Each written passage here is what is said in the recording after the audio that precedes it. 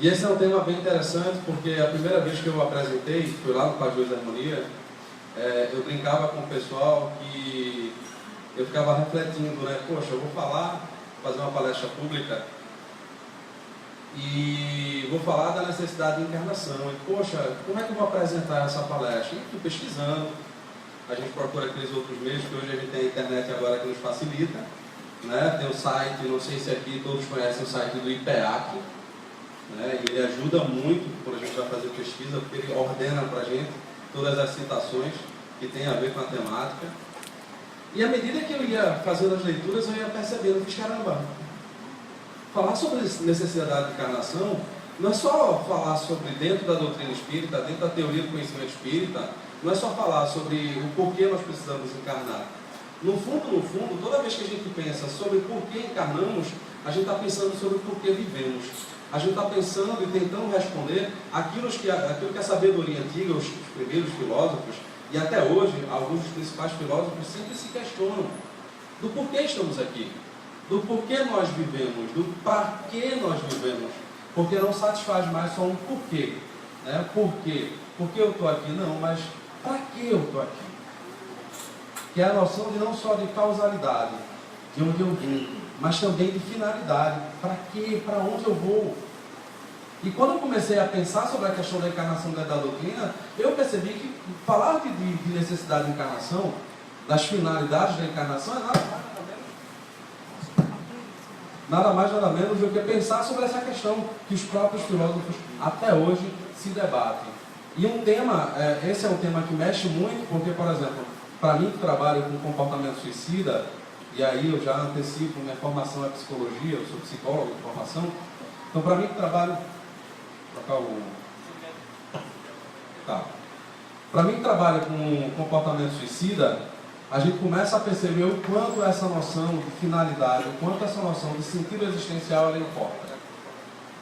E aí para nós todos que pensamos, e aí eu fiz, poxa, nada melhor do que pensar isso dentro da doutrina, né? A gente não precisa, embora seja muito bom o exercício, né, da reflexão filosófica para todos nós, até porque a nossa doutrina, ela, em sua essência, e o seu ponto mais forte é justamente a reflexão filosófica. Para quem duvidar disso, vai lá na conclusão do Livro dos Espíritos, item 6, você vai perceber que a força, Kardec afirma lá, que a força do Espiritismo é a sua filosofia. Porque já no item 5 ele já produzia e antecipava essa conclusão, porque ele dizia quantas pessoas à época dele, não falo nem mais da nossa, mas quantas pessoas à época dele nunca tinham vivenciado um fenômeno mediúnico sequer, nem uma mesa girante, nem uma mesa falante, nem uma tipologia, nem a psicografia, nem fenômeno de levitação, nada. Mas a simples leitura do Livro dos Espíritos tinha alterado o sentido da vida daquela pessoa. Só a leitura. Não precisava de mais nada. Se viesse algum fenômeno mediúnico, complementaria, mas não era essencial. A pessoa poderia passar a vida toda sem ter o contato com nenhuma fenomenologia mediúnica, nenhuma carta consoladora, porque ela acreditava piamente, ela tinha entendido o propósito da vida. E muitos de nós hoje, mesmo dentro do Espiritismo, passamos longe desse sentido. Nos afligimos, nos angustiamos, passamos por vários problemas, precisamos de médico, precisamos de psicólogo, precisamos de acompanhante terapêutico, precisamos de vários outros serviços, terapias alternativas, e às vezes passamos a vida toda dependente de um serviço que, se a gente tivesse interiorizado o sentido, a gente ao menos poderia precisar, porque todos nós passamos por problemas em nossa vida, mas provavelmente a gente não seria tão afetado quanto somos quando não temos essa convicção. E esse é um ponto que Kardec sempre se preocupava muito, de que não adianta nós espíritas vivenciarmos ou afirmarmos que vivenciamos a convicção espírita, mas na hora da prova a gente mostra que ainda não aprendeu a lição. A gente continua fazendo a prece, lendo lá no Evangelho a mensagem da paciência, mas toda vez que a prova da paciência chega, somos os primeiros a reclamar. Mas logo agora, não podia ter esperado mais um pouquinho? Agora não. E pensar sobre a necessidade de encarnação é pensar sobre isso, sobre esse sentido último. E aí eu trouxe alguns trechos para ajudar a conduzir esse processo de reflexão, né? E aí eu vou começar já do Evangelho segundo o Espiritismo, que nos ajuda. Esse é um pouco longo, mas eu coloquei ele todo inteiro porque ele mostra, nesse capítulo 4, Kardec faz uma pergunta aos espíritos e eles respondem, e a resposta deles sintetiza muito isso que a gente vai desenvolver nesses 45 minutos que ainda temos de fala. A encarnação é uma punição e somente os espíritos culpados é que lhe estão sujeitos? Respondem os espíritos. A passagem dos espíritos pela vida corpórea é necessária para que eles possam realizar, com a ajuda do elemento material, os propósitos cuja execução Deus lhes confiou. É ainda necessária por eles mesmos, pois a atividade que então se veem obrigados a desempenhar ajuda-os a desenvolver a inteligência. Deus, sendo soberanamente justo, deve aquinhoar equitativamente a todos os seus filhos. É por isso que Ele concede a todos o mesmo ponto de partida, a mesma aptidão, as mesmas obrigações a cumprir e a mesma liberdade de ação. Todo privilégio seria uma preferência, e toda preferência uma injustiça. Mas a encarnação para todos os espíritos é apenas um estado transitório. É uma tarefa que Deus lhes impõe no princípio da existência como primeira prova do uso que farão do seu livre-arbítrio. Eu achei fantástico, a primeira vez que eu topei com essa mensagem, mas topei de maneira consciente. Não foi assim, eu vou fazer a leitura do Evangelho para dormir. Então a gente faz aquela leitura apressada, né, e faz aquela prece mais apressada ainda, que a gente termina o Pai Nosso do outro lado. A gente não termina desse lado, a gente está tão cansado, quando você percebe, você já apagou. No dia seguinte você faz, caramba, eu não terminei a prece. Né? Não nesse mundo, desse plano, né? E terminou no outro. Mas eu acho fantástico, quando a gente vai observar os pontos grifados, a gente começa a observar, a gente começa a ver o quanto, às vezes, a gente não entende os próprios estudos da mensagem. A gente passa por ela e não percebe que muitas mensagens no Evangelho, elas sintetizam ensinamentos da doutrina que você precisaria ter lido o Livro dos Espíritos e o Livro dos Médiuns para entender. Não que você não entenda ela claramente de primeira leitura. A gente às vezes tem um sentido implícito. Você consegue entender o sentido da mensagem. Mas tem questões que você só consegue entender quando você faz o que eu brinco com um colega meu, a questão do aprendizado em rede. Que você, assim, pegar informações, todos nós pegamos a todo instante. Lemos o Evangelho, lemos o livro dos Espíritos, o livro dos Médiuns. A maioria das vezes a gente lê, e às vezes dentro de uma vida, a gente lê essas obras umas 5 vezes, o que é muito pouco. E aí você lê, não muitas vezes, você só colhe informações esparsas. E aí você vai lendo aqui, vai lendo ali, você acha que já leu aquilo em algum lugar, mas você não consegue concatenar. E em algum momento, se você for um monitor, se você for um palestrante, você é levado a fazer outras reflexões. E, por sorte, há um momento em que as informações encaixam e você começa a perceber o quanto a doutrina, ela nos amplia o olhar, mas ela precisa que a gente insista no seu estudo, para que a gente possa entender. Porque se a própria vida nos pede essa demanda, para a gente entender o significado dela, para entender as entrelinhas da vida, imagina a doutrina. Kardec já diz logo no início do Livro dos Espíritos, na introdução, que essa doutrina é muito séria, ela é muito ampla, e a leitura dela não dá para se fazer como quem brinca, como quem lê gibi. Ela fala daquilo que somos, daquilo que seremos. Então não dá para você ler como se você estivesse lendo um romance. O romance a gente lê assim gostosamente, mas de uma vez só. Às vezes o romance é tão bom que numa tarde você termina. Essa obra não. Essas obras tocam a nossa vida. Elas nos implicam a cada instante. Porque no contato com as pessoas diferentes é que a gente vai perceber se nós aprendemos a lição. Principalmente não só agora no contato com pessoas de religiões diferentes, mas pessoas entrando em contato com pessoas que entendem o espiritismo diferente. Por incrível que pareça, nós estamos tendo muitos conflitos por causa disso. Espíritas que não entendem o sentido da doutrina, muitas vezes ou se apegam rigorosamente à palavra, ou se apegam exageradamente àquilo que acham. a pessoa nem estudou, mas ela acha, porque ela ouviu falar, ela confia na palavra do palestrante, mas ela não refletiu por si só. Ela não buscou aprofundar a leitura. E aí ela repete o discurso pronto e entra em conflito. Porque quando você repete o discurso pronto, você não refletiu. Se você não refletiu, você não absorveu e não aprendeu. Então, na hora que a situação tocar em você, você passar por uma experiência traumática, você não vai ter reflexão, você não vai ter maturidade para encarar aquela prova. Porque você não pensou sobre ela. Uma das coisas mais delicadas que a gente tem, inclusive, na formação, e para quem trabalha em saúde, né, em geral, sabe o que é isso? Não há momento mais delicado do que um profissional de saúde ter que encarar um paciente ou uma família de pacientes que está com um estado terminal ou que acabou de passar por uma perda de um parente. Independente se foi jovem, se foi velho, independente da doença. Quem tem parente ou quem é profissional de saúde sabe como é delicado esse momento. E chega um momento que aquilo se repete tantas vezes que se você não tiver um sentido, se a tua vida não tiver um sentido, para além daquilo que você faz, que acaba se tornando muitas vezes muito mecânico, quem é médico sabe o que é isso. Principalmente se for médico cirurgião.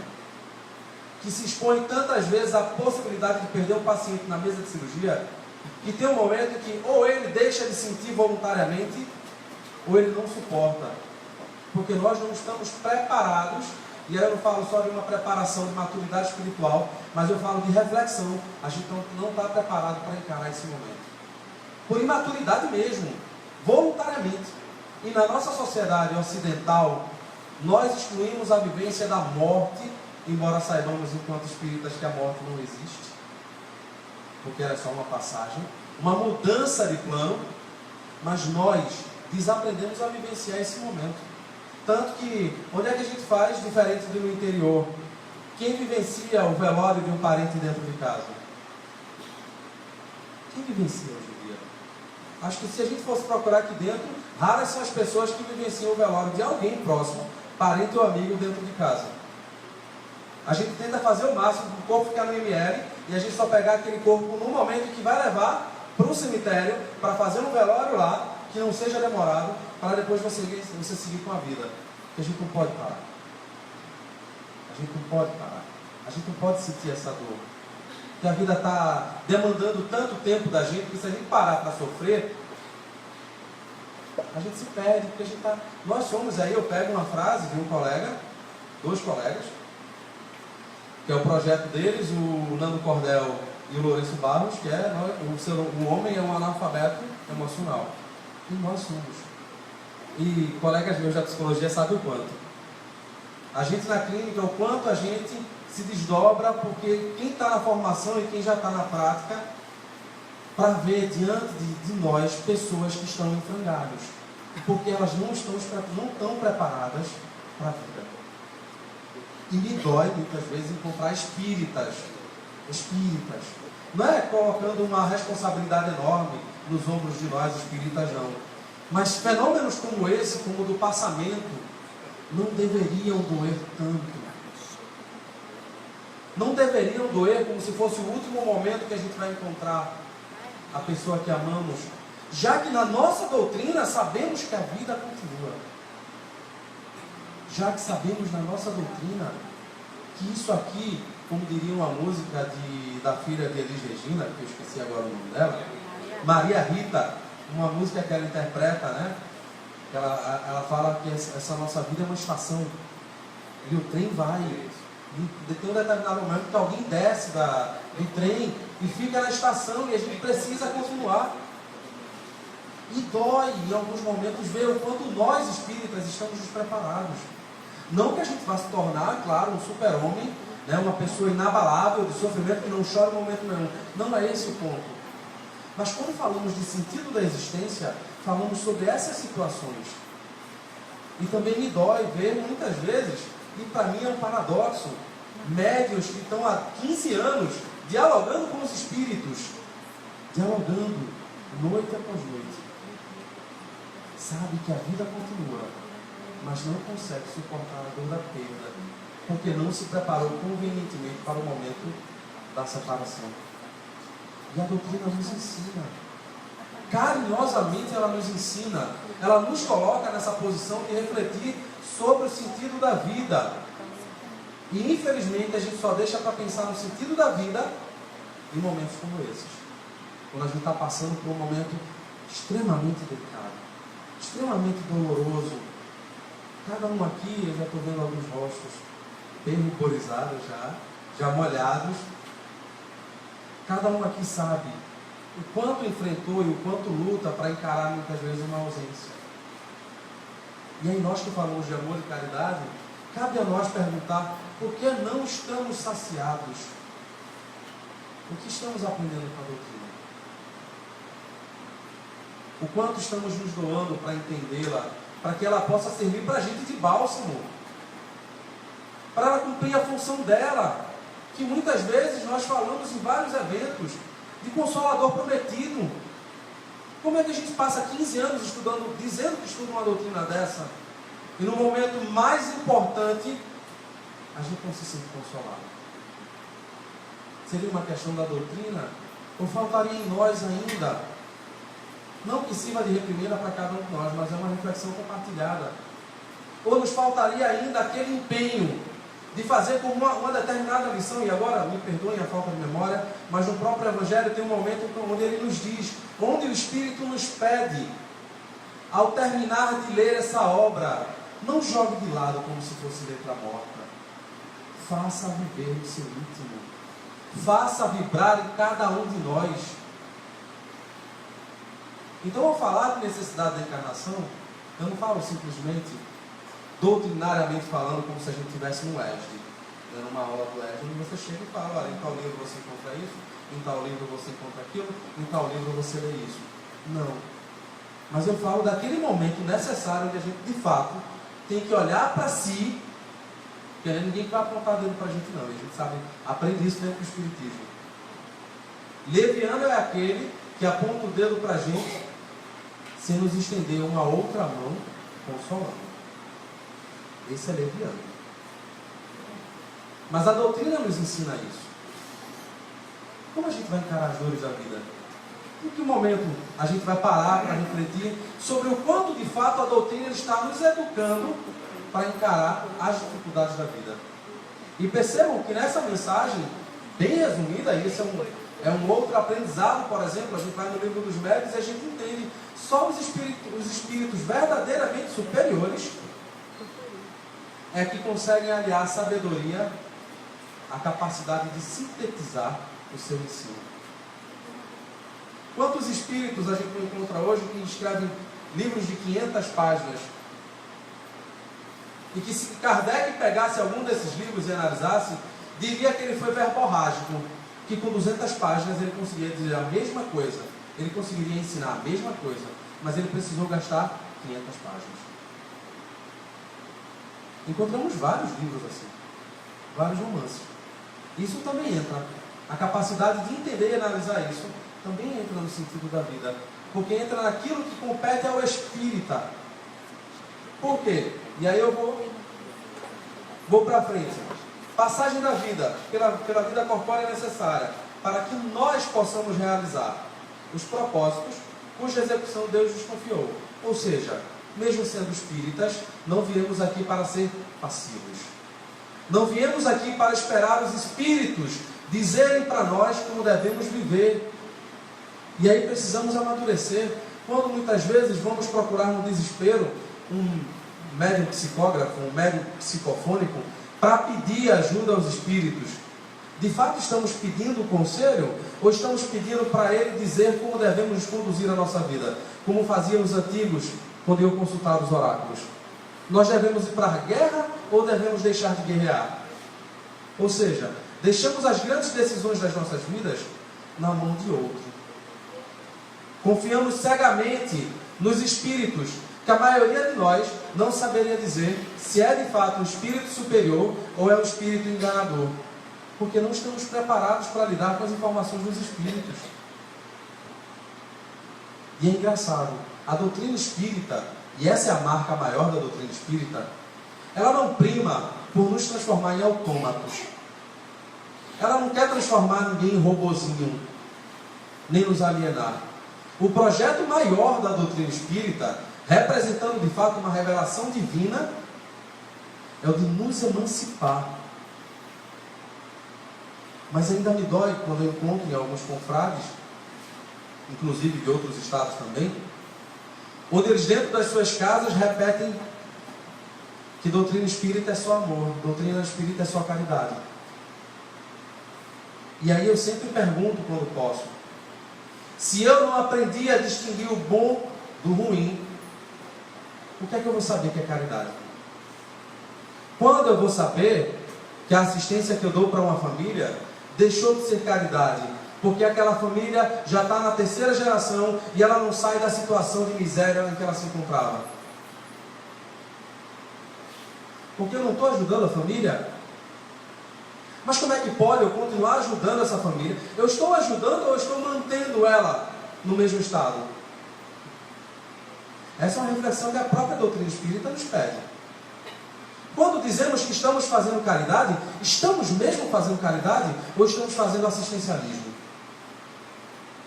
Estamos emancipando ou estamos acorrentando? Já ouvi muitas vezes irmãos dizerem para pessoas recém-chegadas a centros, para fazer tal ou tal campanha, porque aquela campanha iria lhes ajudar a se livrar de um processo obsessivo. E aí depois de 4 meses, a pessoa não conseguindo o que queria, porque ela não entendeu ainda o porquê ela foi levada até o centro espírita, o porquê ela está passando por um processo obsessivo, ela diz que aquele centro não dá resultado e vai embora. E aí a casa nem ajudou a emancipar o indivíduo, que ele perdeu ali, no mínimo 2 espíritos, que é o obsessor e o obsidiado, e ela perdeu também o futuro trabalhador, porque a pessoa só tinha interesse no trabalho caritativo enquanto ela estava no processo obsessivo. A partir do momento que ela percebeu que não havia troca, porque por mais que ela fizesse campanha do quilo, a obsessão não ia embora, ela disse que o centro não prestava, o centro era fraco, e foi procurar alguma coisa mais forte. E aí eu pergunto, ensinamos para essa pessoa o sentido da vida? Ensinamos para essa pessoa por que ela encarnou? Não. Porque nem nós muitas vezes entendemos. E não é por falta de boa vontade, não é por falta de amor fraterno, mas muitas vezes é uma coisa que Herculano Pires, um escritor, jornalista e filósofo espírita, infelizmente ainda muito desconhecido, já dizia na década de 60. O espiritismo ainda é um grande desconhecido. Porque nós julgamos que sabemos com muita facilidade. A gente não é fácil você encontrar até na universidade. O aluno lê o livro 2 vezes, já grita para o professor, já conheço a obra. Aí uma vez eu escutei de uma professora PhD em filosofia, quando uma vez eu disse a mesma coisa, ela fez ok. Você já aprendeu? Eu falei, já, professor, já li esse livro umas 3 vezes. Ela fez, então perfeito. Semana que vem você vai fazer um seminário. Não, peraí, professora, mas você não disse que já sabe? Se você já entendeu o livro, você consegue explicar.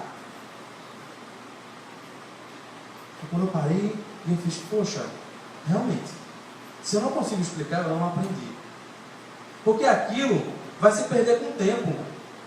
Mas quando eu aprendo, eu posso falar com qualquer pessoa que encontrar no caminho. Eu explico para ela o sentido da vida, eu explico para ela um princípio doutrinário. Porque eu aprendi, não sai, não se perde. Mas quando eu acho que aprendi, com 3 semanas eu já nem lembro. E quantos de nós, muitas vezes, não encostamos os livros de Kardec, supondo que já conhecemos, que já o entendemos, que já somos doutores em doutrina espírita kardeciana. E a gente precisa de verdades novas. E aí a gente volta, às vezes eu mesmo me deparei com várias questões para esse momento, onde eu parava, caramba, eu não lembrava dessa parte. Eu não lembrava disso. E a gente vê, primeiro, nessa nossa jornada, sentido da vida.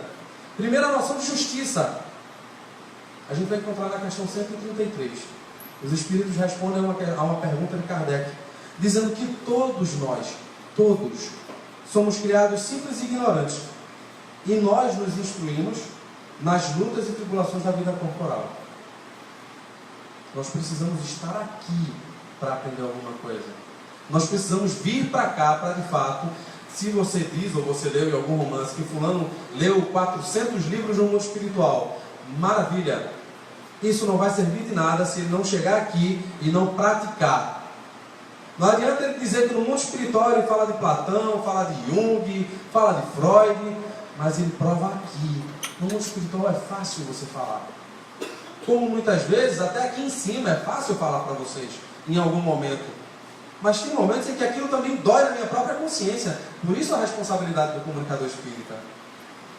Porque muitas vezes ele expõe um pensamento que para ele também é difícil, mas é a consciência de que é difícil para mim, vai ser difícil para alguém, mas todos nós precisamos, porque todos nós vamos passar por isso. Então, quando encaramos a dor, quando encaramos o sofrimento, ninguém sofre menos. Cada um sofre de acordo com a justiça. Não tem mais rico, não tem mais pobre, não tem mais caridoso, não tem menos caridoso. Tem a justiça divina. E tem o quanto você é, uma palavra que a gente tem agora na psicologia, o quanto você é resiliente. O quanto você aprendeu com a vida a envergar que nem bambu diante da tempestade e voltar para o mesmo lugar. Mas você só faz isso quando você se fortalece. E nós só nos fortalecemos quando refletimos sobre a nossa vida. Quando pensamos sobre por que estamos aqui. Tem um livro que eu estava revendo hoje, que ele é muito bom, eu recomendo para quem quiser. 2 livros, aliás. O primeiro é O Porquê da Vida, de Leon Denis. É um livro pequeno, acho que não tem nem 100 páginas, e letras grandes, principalmente para quem tem problemas de visão, para quem não consegue enxergar bem. E tem O Sentido da Vida, de Herculano Pires. São 2 livros que eu acho que são fantásticos, e assim, deveria ser leitura obrigatória para quem pensa sobre a vida. Para quem para pensar sobre por que estamos aqui. Não só a codificação, que aí a codificação é obrigação para todo que se diz espírita. Lê os famosos 5 livros e os outros 12 volumes que a gente aprendeu há pouco tempo que existiam, as revistas espíritas. Não dá para se dizer espírita sem estudar essas quase 22 obras. Porque nós precisamos de fato nos debruçar sobre essa leitura. Então, os espíritos já nos ensinam na questão 133. Não há injustiça nesse mundo. Porque todos nós nascemos com as mesmas possibilidades. Só que cada um vai caminhar de acordo com a sua vontade. Quanto mais preguiçoso você for, mais dolorida vai ser a sua caminhada. Quanto mais laborioso você for, mais rápido você consegue ultrapassar algumas dificuldades. Não que você não vai deixar de ter. Todos nós vamos ter. Mas é diferente. É só observar na escola, né? O aluno que é dedicado, ele não precisa repetir várias vezes a mesma série. Diferente daquele aluno preguiçoso, que muitas vezes, quando a escola permite, ele muda de série, mas ele está lá com 4 ou 5 disciplinas que ele precisa recuperar. Quantas disciplinas a gente não poderia avaliar na nossa vida hoje, que a gente está lá pendente para fazer segunda chamada? Quantas a gente não poderia avaliar? E quantas, de fato, a doutrina espírita já não poderia ter nos ajudado, nos iluminado, se a gente tivesse olhado com mais carinho para ela, para entender o que ela está querendo nos ensinar. E ter tido coragem suficiente para aplicar, viver de fato aquele ensino. Porque muitas vezes é fácil você querer simplesmente ler, mas você precisa ter a coragem. E aí Kardec até vai falar isso no Céu e Inferno. Não adianta o arrependimento sem o desejo de corrigir aquilo onde você errou. Está lá no Código Moral da Vida Futura. Para quem quiser ler, vai lá no Céu e Inferno. Ainda na primeira parte, ele está lá transitando, já saindo falou do céu, falou do inferno, falou do purgatório, já está indo lá, chegando no passamento, que é o momento da transição entre essa vida e a vida do mundo espiritual. E Kardec coloca lá um Código Moral da Vida Futura. Quantos de nós espíritas estudamos aquele código moral? Para entender que na vida, se errou, você tem que corrigir. Você tem que constantemente estar lá. É a hombridade. Vai lá também na mensagem sobre o dever do Evangelho segundo o Espiritismo. Qual é o dever do espírita? É, se você se diz espírita, é você viver. Viver. E a vivência disso só dói para quem se nega a se doar, sabe? Se entregar. E essa é uma das questões que a gente, quando vai pesquisar a área de espiritualidade e a relação da espiritualidade e religiosidade com saúde, a gente mais tem percebido. a religiosidade e a espiritualidade deixam de promover saúde no indivíduo quando ele simplesmente a utiliza como meio de projeção social. Quando ele faz questão de dizer que faz parte daquele grupo só para ser aceito. Mas ele não procura entender por que ele está naquela doutrina, por que ele está naquela religião. Ele faz uso dela para entrar no meio político, no meio social, no meio econômico, só para fazer média. O contrário de quem se doa, de quem entende o propósito. Aí quem entende o propósito, que a gente chama isso de religiosidade, espiritualidade intrínseca ou extrínseca, quem vivencia isso intrinsecamente, transforma isso num código de vida, a sua vida muda de sentido. Ou ela encontra sentido para a vida. Porque ela foi em busca de respostas e ela encontrou as respostas. Ela encontrou um código moral e ela procurou viver a sua vida diante daquele código moral. E quantos de nós, e aí eu não me excluo de fato, quantos de nós, no momento da dor, queremos simplesmente que um milagre aconteça? Não aprendemos com a dor. Que a dor não é desnecessária na nossa existência. O prolongamento da dor, sim. A dor não. A dor é educativa. Porque é o momento em que a gente entra em contato com aquilo que a gente supõe ter aprendido, ou aquilo que a gente supõe estar fazendo certo. E aí vem a dor para dizer, olha, você está no caminho errado. E quantos de nós se propõem a aceitar, escutar essa voz da consciência e procurar reconhecer, peraí, agora eu vou fazer a minha meia-culpa, onde é que eu estou errando? Porque não é possível, eu estou na doutrina espírita há 10 anos e como é que isso ainda dói para mim? Porque não é, aí eu pego até o Vitor Hugo, não é a dor da saudade daquele que sabe que a pessoa continua existindo. Mas a gente encontra na maioria das casas espíritas a dor do desespero da pessoa que não sabe se vai encontrar do outro lado. E eu sempre me pergunto, mas como você não sabe que você vai encontrar do outro lado? Então o que é que você aprendeu aqui dentro? O que é que você veio buscar? Porque essa é uma lição mais básica. Como é que você não entendeu ainda que a vida é isso? A vida é essa inconstância. Porque se ela tivesse uma constância, seria muito fácil para cada um de nós aprender as letras, o beabá, e simplesmente burlar a regra, para não ter que estar repetindo isso. Mas se você está sentindo isso, se você vai vivenciar isso, se você está vivenciando de novo, tem alguma coisa que você está fazendo errado. Você ainda não entendeu a lição. E aí, eles nos impulsionam para um outro processo. Que é aquilo que eu falei no início, dos espíritas que muitas vezes acham que doutrina espírita é só caridade, é só bondade, é só amor, é só, parece até um grupo hippie, é só paz e amor.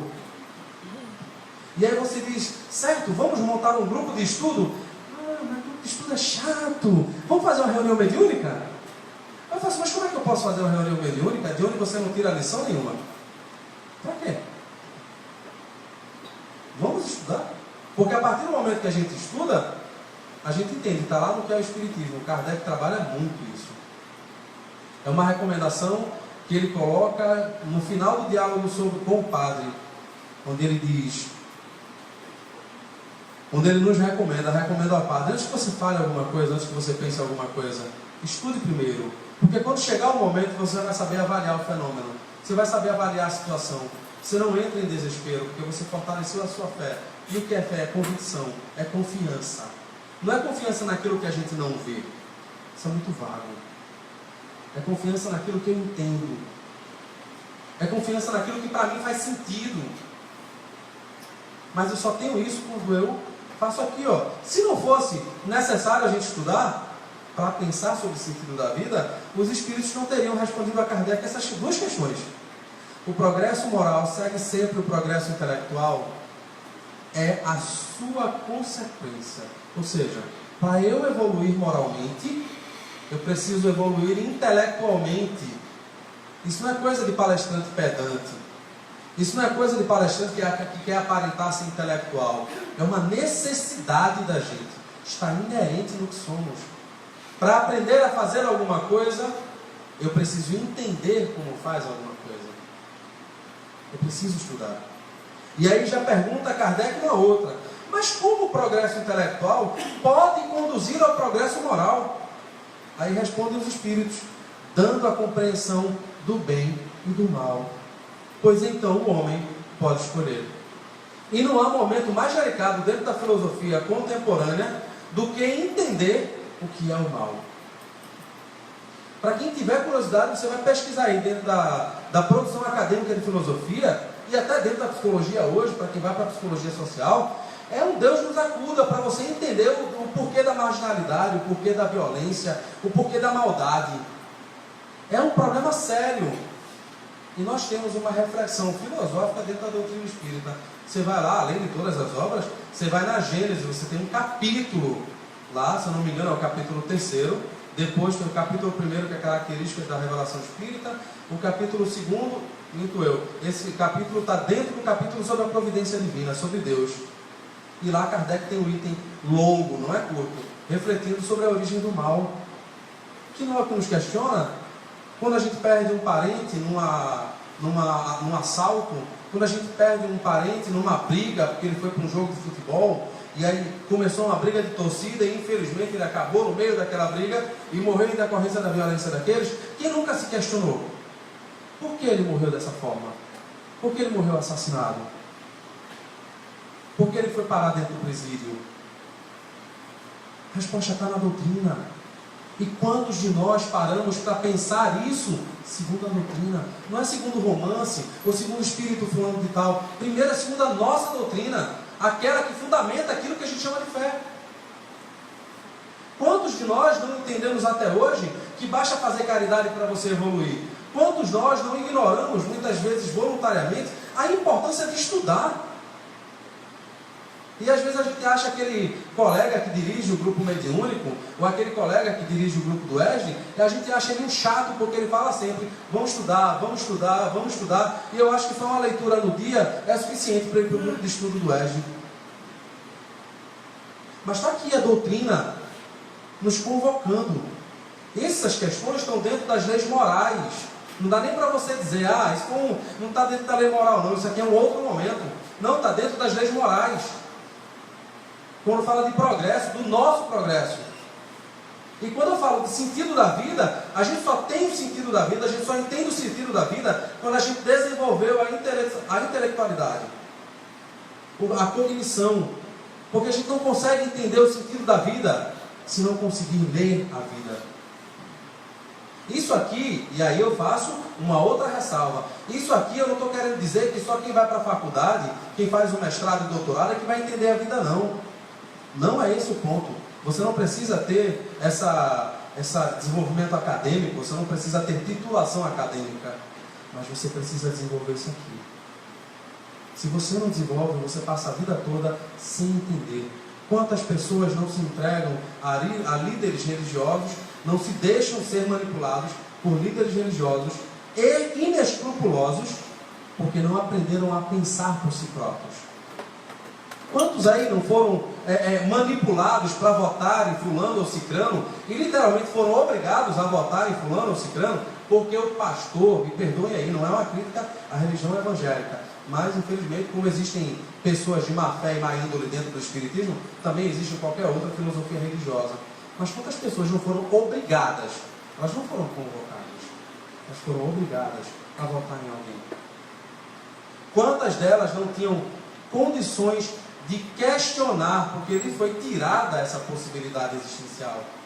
Porque na concepção de alguns líderes religiosos, não presta se você pensar.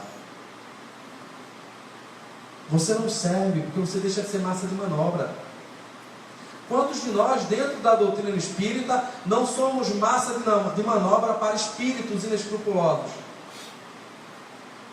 Se alguém achar que isso é fantasia minha, tem uma quantidade até razoável de livros que falam de quantas casas espíritas foram literalmente destruídas por causa de problemas de vaidade, porque ninguém entendeu o propósito nem da vida, nem da casa espírita. Aí ficou fulano brigando com cicrano, porque ambos queriam ser presidentes da casa. E você não entendeu o propósito. Você queria ser presidente para quê? Só para ostentar nas pessoas? Chegar no trabalho? E aí, o que você é? Eu sou presidente de uma casa espírita.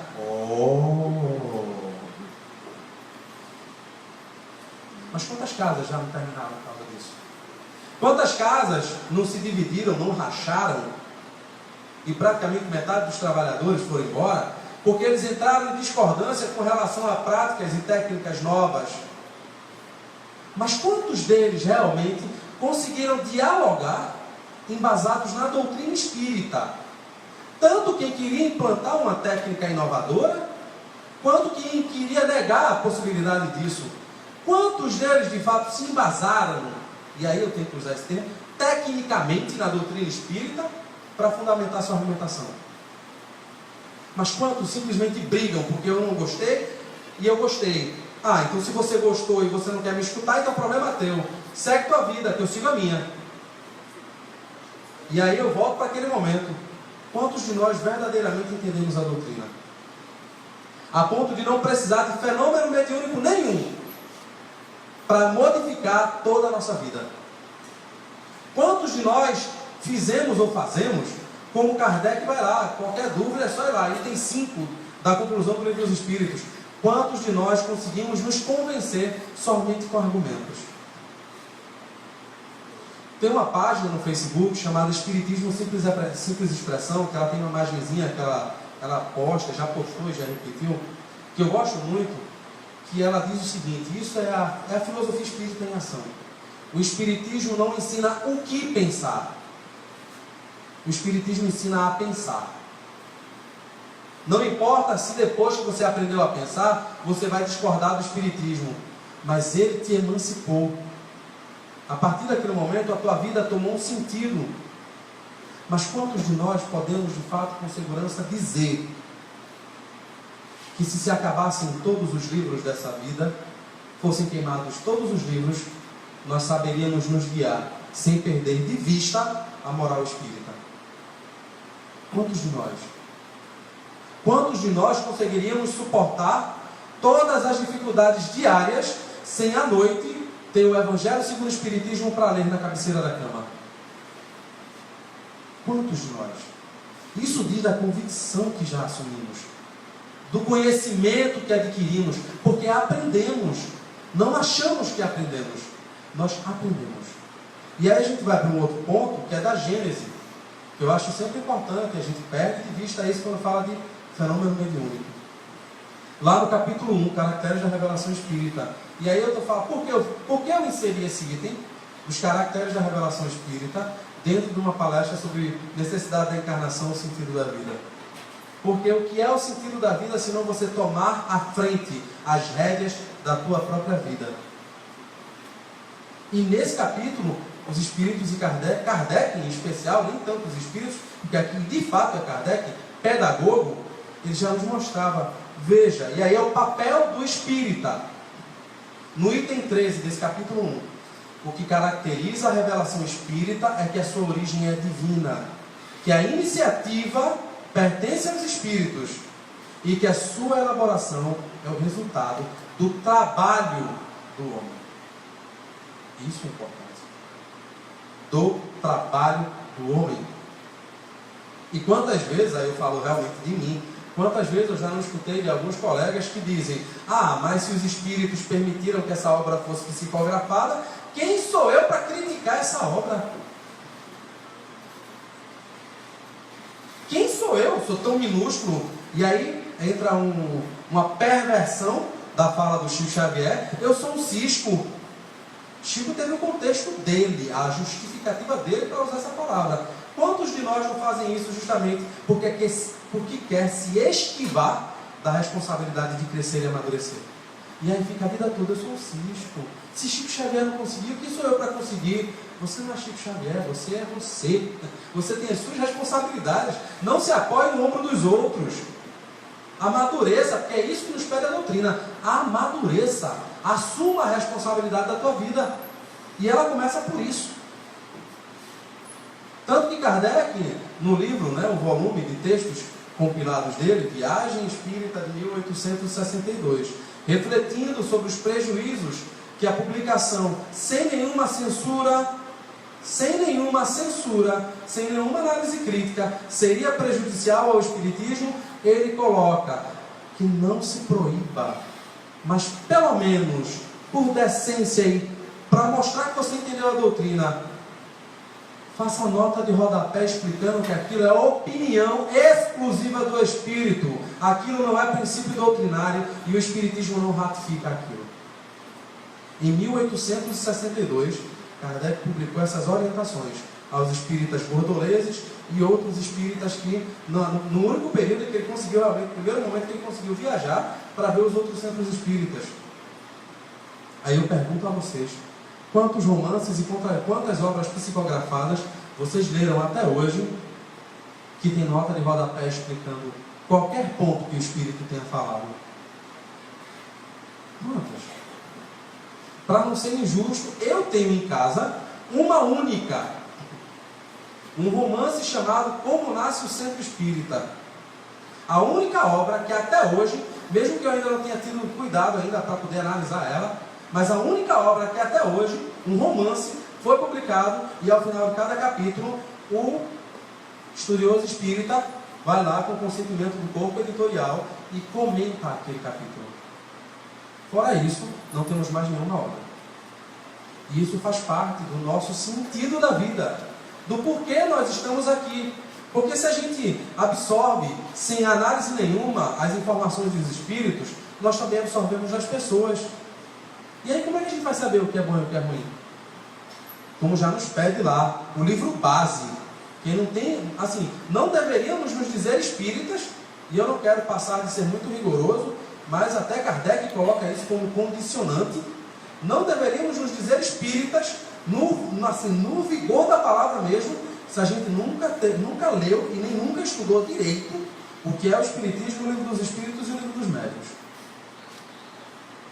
Para poder entender. Porque a gente vai entender a nossa relação com o outro do mundo espiritual e o outro do mundo carnal. Eu preciso me colocar na vida. Não dá para viver a vida como um coitadinho. Eu tenho que entender porque eu estou aqui. E eu só faço isso quando eu estudo.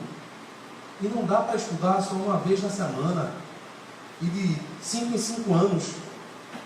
Brincando, a gente lembra daquele conselho que Joana de Ângeles deu para Divaldo, né? Depois que ele terminou de ler o Livro dos Espíritos pela 3ª vez, ela fez, leia de novo. Ele fez, mas eu já li pela 5ª vez, leia de novo. Essa obra não é para ser lida uma vez na vida e perdeu-se, não. É para você revisitar ela várias vezes na vida, porque vários pontos dela, em algum momento, vão te chamar muito a atenção, porque em outro não chamou. Se a gente passou por uma dificuldade financeira, aí você vai encontrar a orientação lá. Não adianta pensar que vai chegar um dia que o dinheiro vai ser distribuído de maneira igualitária para todo mundo. Vamos viver numa comunidade, o ideal, nenhuma crítica ideológica nem política, mas vamos viver no ideal comunista. Como se todos nós somos desiguais? Como você vai ter a igualdade absoluta? Você tem que ter a igualdade relativa, porque você vai respeitar a caminhada e a jornada de cada um. Porque alguém pode ter condições de lidar com o dinheiro, sem se perder nos desmandos e na vaidade. Mas tem gente que não. E aí, por que Deus, é justiça divina, tem que dar dinheiro para todo mundo? Isso também faz parte do sentido da existência. Porque eu vou entender porque eu estou aqui. Porque eu estou passando pela prova da pobreza, pela prova da miséria. Porque eu trabalho, estudo e não consigo reconhecimento.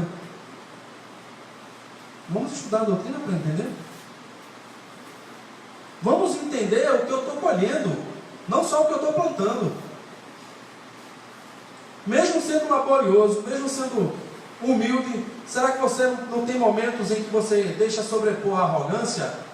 Porque eu sei. Você não sabe, eu sei.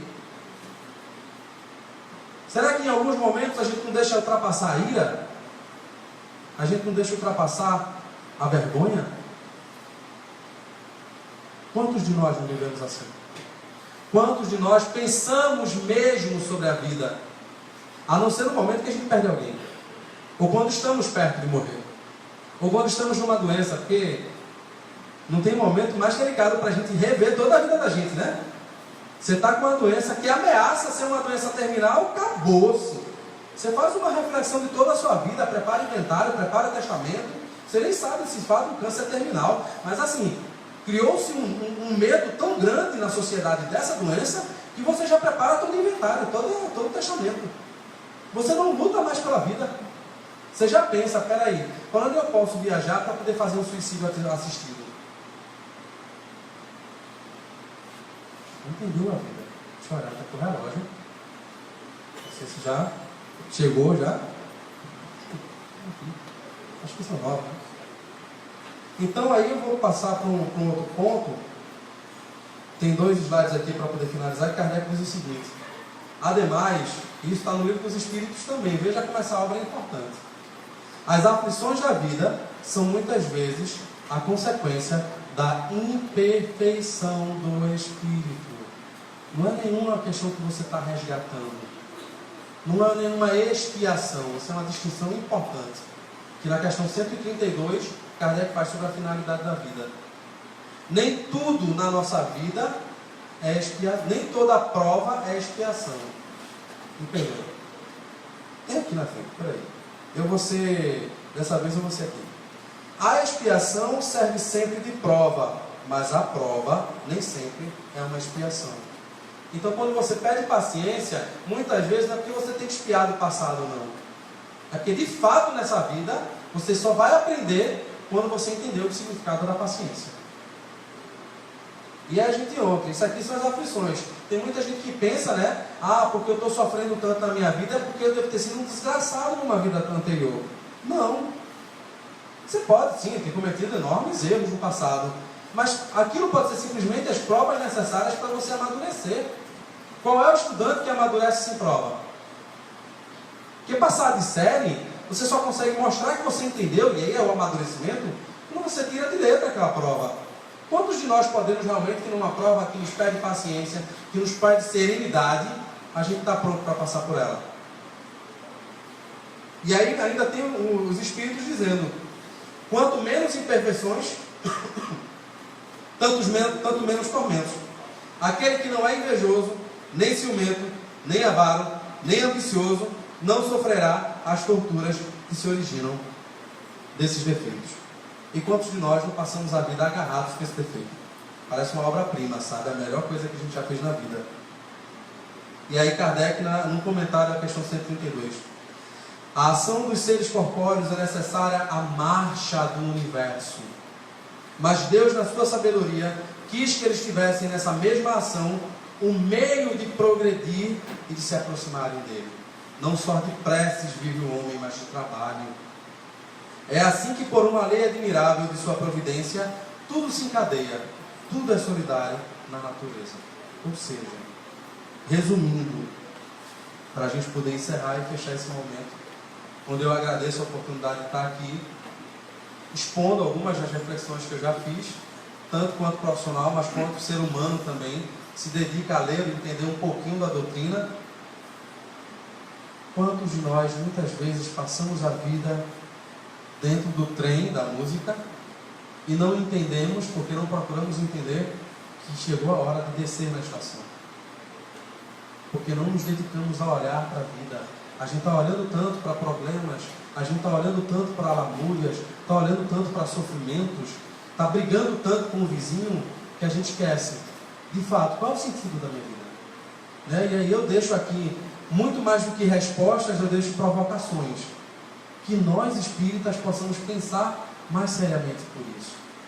O quanto da nossa vida realmente a gente pode bater no peito e dizer que tem significado após ter entrado na doutrina espírita. O quanto dela realmente está dentro de cada um de nós. O quanto ela nos modificou. O quanto hoje eu posso dizer, como diz lá no Evangelho, que hoje eu sou muito melhor do que eu era ontem, porque a doutrina me ensinou a ser melhor. Que Deus nos abençoe hoje e sempre.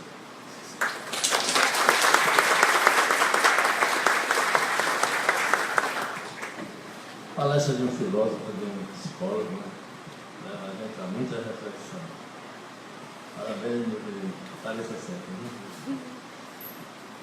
Nós aprendemos, quando a gente entra lá no Espiritismo, que é preferível nós rejeitarmos 9 verdades do que aceitarmos uma mentira. O Espiritismo nos ensinou dessa forma.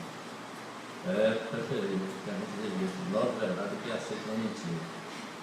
Então, para que isso ocorra, tem o capaz do Evangelho que ele não confia em todos os espíritos, vem primeiro se os espíritos vêm de Deus. Como é que a gente pode saber se os espíritos vêm de Deus ou não? A mesma coisa aqui, não confia em todos os espíritas, né? Pode ser também, não vem mesmo, se ele vem de Deus ou não. Então, tudo precisa análise. E nós estamos aqui fazendo as nossas reflexões e as nossas análises.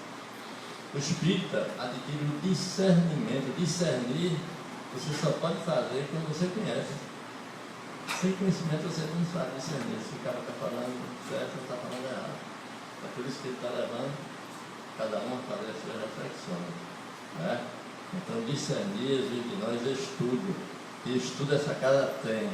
Segunda-feira, a noite todinha, é estudo ali naquela sala, estudo nessa sala, estudo aqui na sala aqui atrás, é estudo. A gente estuda a obra de André Luiz, estuda lá o que é o Espiritismo, estuda aqui o que é a humanidade, o Hermes. Então, a casa tem estudo para todas as criaturas que estiverem dispostas a saber o que é o Espiritismo. Ok? Para que nós tenhamos esse discernimento, para saber o que é certo, o que é errado, o que é bom, o que é mau, o que é justo, o que é injusto, não é? O que é verdade e o que é mentira. Então, nós estamos com esse companheiro maravilhoso que a gente precisa conhecer. Conhecer, eu digo profundamente que a gente, encarnação só, a gente não vai aprender tudo, não. A gente vai aprender o que é necessário para que nós caminhemos com segurança, saibamos construir o nosso amanhã. Porque nós estamos aqui para vivenciar nessa encarnação tudo aquilo que nós programamos. Nós não somos robôs, não, certo? Nós trazemos programações. O livre-arbítrio faz com que nós cumpramos ou não cumpramos os nossos compromissos. Mas isso é uma questão de cada um. Então vamos aprender. Para terminar, eu queria dizer que sábado próximo, sábado, esse agora não, o outro dia 26, encerrando o mês da semana, o mês todo foi em defesa da vida, nós vamos ter aqui o nosso companheiro, aqui de Pernambuco, é o nosso Nazareno Feitosa, falando sobre suicídio. Ok? Dia 26, Fábio, na quinta-feira, dia 24, na próxima semana, e na sexta-feira Nazareno Feitosa, no sábado. Ok? E a frase de Emmanuel: a caridade é o processo de somar alegrias, dividir males, multiplicar esperanças e dividir a felicidade para que a terra se realize na condição do esperado reino de Deus. Emmanuel nos dizia: a maior caridade que nós podemos fazer ao Espiritismo é a sua própria divulgação. Então, divulgar o Espiritismo é sinônimo de plantar semente de liberdade espiritual, de confiança espiritual, discernimento espiritual, coragem espiritual, decisão espiritual. Tudo isso exige esforço, dedicação e amor. Ok? Vamos encerrar nossos trabalhos, elevando o nosso pensamento mais uma vez a Jesus, uma prece na palavra do nosso irmão Mauro.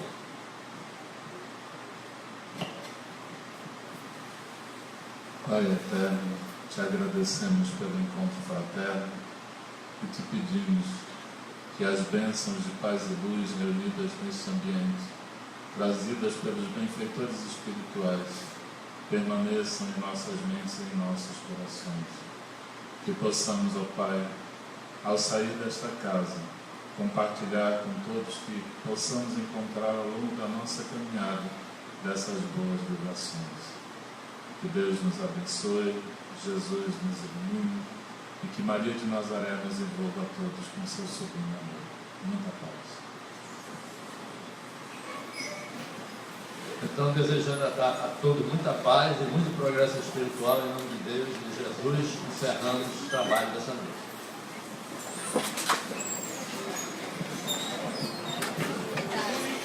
O computador daqui ainda? Não, tá aí dentro. Peraí. Aquele outro, aquele antigo do HP. Tá aquele da